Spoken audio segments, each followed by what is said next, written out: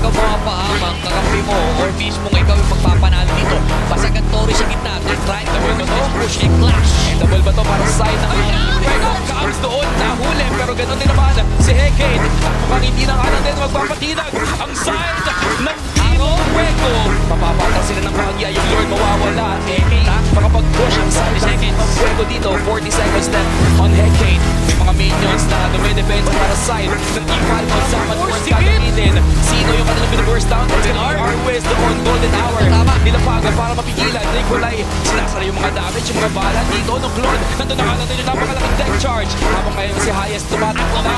Kailangan na muna niyang mag-cross sa lama. Mapapabakaway na kanan din. Arwes doon. Sinasara ina-absorb mga damage. Napakasakit naman.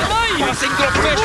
At mawawala na kanan din siya. Esmeralda rolls down in this sequence. Yung Lord, yung base rather, ay nakatayo pa rin naghihintay ng damage. Kailangan na nila magkakawin dito.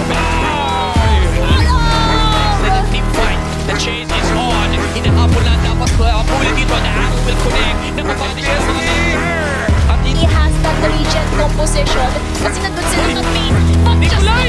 Aray! Masakit po at hindi na nga lang din siya makakatras doon. May immortality mapapap. Nandun na nga lang din yung golden hour. Pero mapipigilan pa nga ba nila to? At yung kamatayan ni Nikolai ay nalalapit na mapapatumba siya.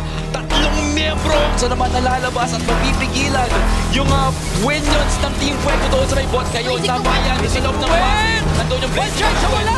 Wild charge gagawin na tech charge. Wala naman. Highest. Nilapak yung golden hour pero hindi na nga nila Ay, bumibilis! Dahil sa love nandoon na bumibirihit lang, binabaril-baril niya yung base. Bang, bang, bang, bang, bang. Yung Lord, mabilis na matutunan. Base! Nako! Base! Love! Base! Walang minions!